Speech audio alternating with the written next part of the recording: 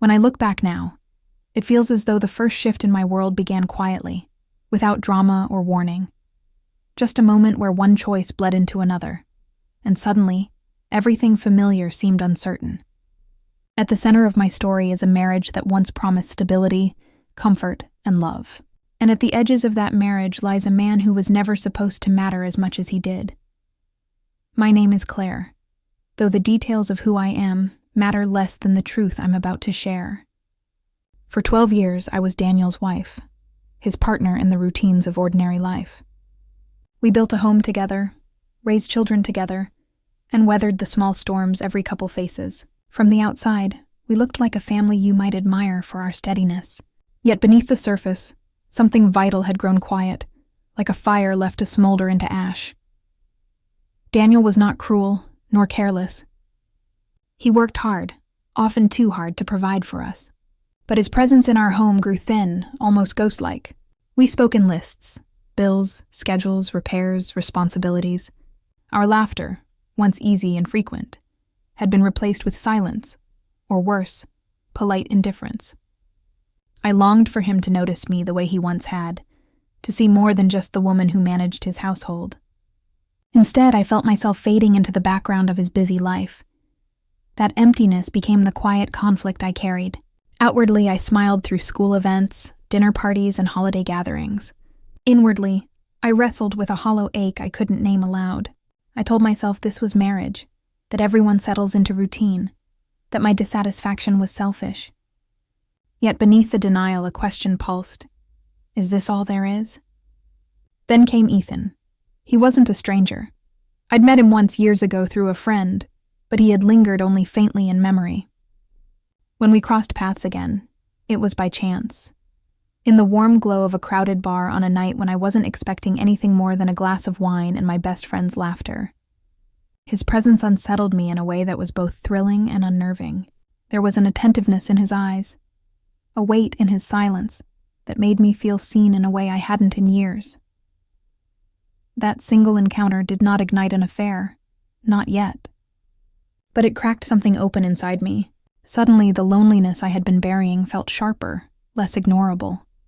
I returned home to Daniel with the echo of Ethan's voice still circling in my mind, and for the first time I realized how vulnerable my marriage truly was. And so, the story begins, not with betrayal itself, but with a fracture in the foundation, a subtle shift in the current. The choices that followed would unravel everything I thought I knew about love, loyalty, and myself. Life with Daniel had settled into patterns so well-worn that I could trace them blindfolded. Mornings began with the smell of coffee, his briefcase propped by the door, the hurried kiss on my cheek that barely brushed skin. Evenings ended with him slouched on the couch, distracted by emails or late-night calls from the office. Between those 2 points stretched my days of children's schedules, work shifts, and household tasks. All of it predictable, safe, and stifling. Yet in that predictability was the silence I dreaded most. Daniel and I weren't fighting. In some ways that would have been easier. Instead, we were simply coexisting, like two well-trained actors in a play we'd rehearsed too many times. He assumed my smiles meant contentment. I assumed his late nights were unavoidable. Neither of us asked the questions that might have revealed how far we had drifted. It wasn't until Ethan reappeared that I realized just how hollow the spaces between Daniel and me had become. Ethan was nothing like my husband. Where Daniel was methodical, pragmatic, and measured, Ethan carried himself with an ease that made people lean closer, without realizing it. He spoke as though every word mattered, and when he listened, it was with an intensity that unnerved me. The night we reconnected, he asked about my life. Not just the surface details, but the things underneath. "Are you happy?" he asked casually, though his eyes suggested he was searching for more than a polite answer. I should have brushed it off, should have laughed and steered the conversation to safer ground. Instead, I hesitated. That hesitation was an admission, even if I never said the words aloud. From then on, Ethan became a presence I couldn't ignore. A message here, a shared joke there, small interactions that seemed harmless on the surface, yet carried a charge that left me restless. I told myself I was only drawn to the attention, to being seen after years of invisibility. But deep down, I recognized the danger and how much I wanted that feeling to continue. At home, Daniel noticed little. Or maybe he noticed but chose not to ask. If he felt me slipping, he didn't show it. Instead, he pressed deeper into his routines, his career, his obligations. And I, outwardly steady, inwardly unraveling, began to sense the chasm widening between us. The conflict that had once been a dull ache now had a name: choice. I could cling to the safety of my marriage, even if it left me quietly starved. Or I could lean into the pull of someone who made me feel alive in ways I had forgotten were possible. Neither option came without loss. When I lay awake at night, the quiet house surrounding me, I wondered if Daniel had any idea how fragile our foundation had become. I wondered if he would fight for me, if he even knew I was slipping away. And I wondered how long I could keep pretending that nothing had changed, when in truth, everything already had. The pull toward Ethan grew stronger with each passing week, a quiet insistence I could no longer ignore. At first it was subtle, texts exchanged during lunch breaks, casual coffees that felt like stolen moments of freedom.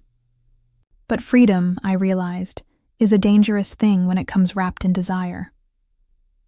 One Friday evening, after Daniel had left for a late client dinner, Lila called again, insisting I join her at a local lounge. "You need a break, Claire." "Just a night," she coaxed. I told myself I was going for distraction, for laughter, not for him. But as soon as I stepped inside the dimly lit bar, my heart betrayed me. There he was, Ethan, leaning against the railing with that same easy confidence that made me forget myself. We talked. Hours passed unnoticed. Conversation flowed effortlessly, winding through memories, confessions, dreams I hadn't voiced aloud for years. There was something in his gaze that made the air feel charged, something that drew me closer even as my mind screamed caution. When he brushed my hand lightly, the electricity between us was undeniable. I pulled away, startled, my pulse racing. "We shouldn't," I whispered. "I know," he said, his voice low but steady.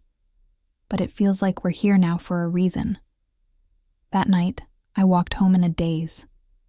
Rain-slicked streets reflected neon signs, and every drop seemed to echo the tension curling in my chest. Daniel would be home soon. The idea of returning to him, of acting as if nothing had shifted, felt impossible. My thoughts swirled with guilt, excitement, and confusion. For the first time in years, I felt completely untethered. The following days blurred into a dangerous rhythm. Small encounters became loaded with meaning, innocent touches lingered too long, and messages that once seemed casual now carried unspoken promise. I began to notice my own reflection differently, my posture, my expressions, even the subtle tilt of my smile. Ethan's presence had awakened a part of me I had thought buried, a version of myself that craved attention, affection, and unpredictability. At home, Daniel's distracted attentiveness went unnoticed.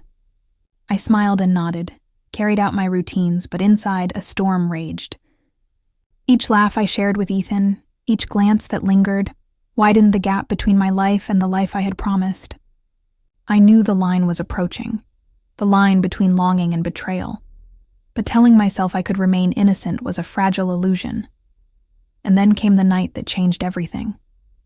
We were walking together after another evening out, the city quiet around us, the streets slick from a soft drizzle. Words fell away between us until only the rhythm of our steps and the shared warmth of proximity remained. My hand brushed against his. I froze. He hesitated. And in that moment, the tension broke, leaving only the unspoken truth between us. I knew I was standing on the edge of a choice that could unravel everything. Yet even as fear clawed at me, part of me wanted to lean in, to surrender to the current that had been pulling me relentlessly. That night, I realized that desire, once awakened, is impossible to ignore, and the consequences of giving in are never simple. The morning started like any other. Sunlight spilled through the curtains, the aroma of coffee mingling with the faint hum of the city outside, but there was an unease in the air I couldn't shake. Daniel had returned from his trip earlier than expected, his presence heavier somehow, like he carried knowledge I wasn't prepared to face. I was in the kitchen when he appeared, leaning against the doorway, his eyes fixed on me. "Claire," he said quietly, voice steady, but tinged with something I couldn't yet identify. The silence that followed was thick, pressing against my chest. I tried to offer a smile, a gesture of normalcy, but it faltered under the weight of anticipation. He held out my phone. My stomach dropped before I even touched it. A message from Ethan glowed on the screen, a thread of texts that should never have existed. I froze, words failing me. The world seemed to tilt, the familiar walls of my home now alien and accusing. Daniel's voice broke through my panic, calm but cutting. "Who is he?" I swallowed hard. Every rehearsed excuse, every half-truth I had imagined using, evaporated instantly. "A friend," I whispered, the word hollow even to my own ears. He didn't respond immediately. His eyes softened, but not in warmth, more in hurt. "A friend who tells you he can't stop thinking about you?" He asked, each syllable deliberate, heavy with disbelief. I wanted to disappear. I wanted the floor to swallow me whole. I didn't plan for it to happen, I admitted, tears stinging my cheeks. I was lonely, Daniel. I felt invisible, and he made me feel alive again.